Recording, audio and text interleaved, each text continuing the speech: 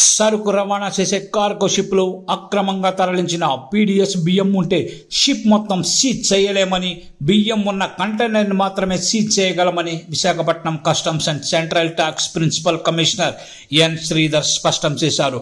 అదేవిధంగా పీడీఎస్ బియ్యం రవాణా చేసిన వారిపైనే చర్యలు తీసుకోగలం తప్ప షిప్ పై చర్యలు తీసుకోలేమని చెప్పారు.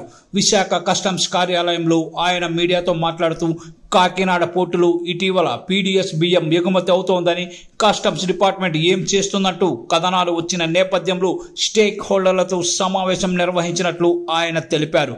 పోర్టులోకి వచ్చిన ఏ సరుకైనా నేరుగా షిప్లోకి లోడ్ చేసే ప్రసక్తి లేదని తెలిపారు.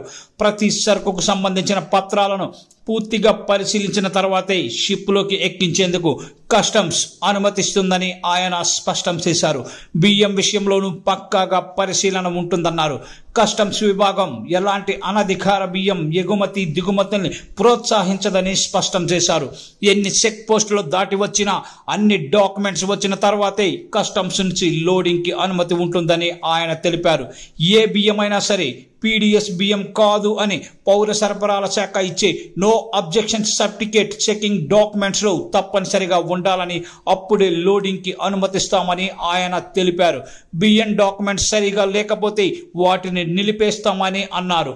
ఒకవేళ అనుమానం వచ్చి అవి పీడీఎస్ బియ్యమా కాదా అని తెలుసుకోవాలంటే పరీక్షకు పంపాలని, దాని ఫలితాలు 15 రోజులకు వస్తాయని ఆయన తెలిపారు. అప్పుడే దానిపై చర్యలు తీసుకోగలమని అన్నారు.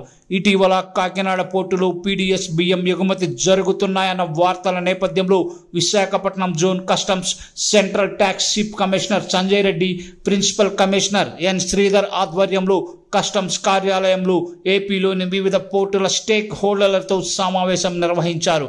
ఈ సమావేశంలో rice exporters association, rice millers association, Kakinada chamber of commerce ప్రతినిధులు, customs brokers association, Visakhapatnam, Gangavaram, Kakinada anchorage port stevedores association, పౌర సరఫరాల శాఖ అధికారులు హాజరయ్యారు.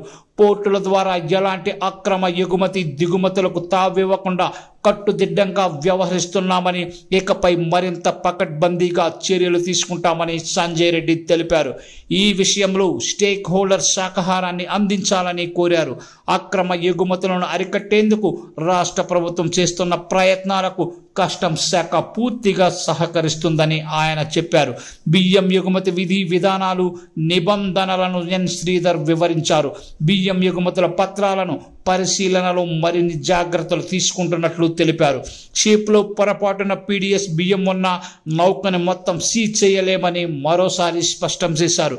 ఒక రవాణా నౌకలో ఎన్నో కంటైనర్లు ఉంటాయని, వాటిలో ఇతర కంపెనీలు, వ్యాపారులకు సంబంధించిన విభిన్న రకాల ఉత్పత్తులు కూడా ఉంటాయని తెలిపారు. అందువల్ల ఏవైనా అక్రమ రవాణా జరుగుతున్నట్లు గుర్తిస్తే సంబంధిత కంటైనర్ని మాత్రమే సీజ్ చేయగలమని, షిప్ మొత్తాన్ని కాదని స్పష్టం చేశారు. చర్యలు కూడా అక్రమ రవాణాదారులపైనే ఉంటాయని, షిప్ పై చర్యలు తీసుకోలేమని ఆయన స్పష్టం చేశారు.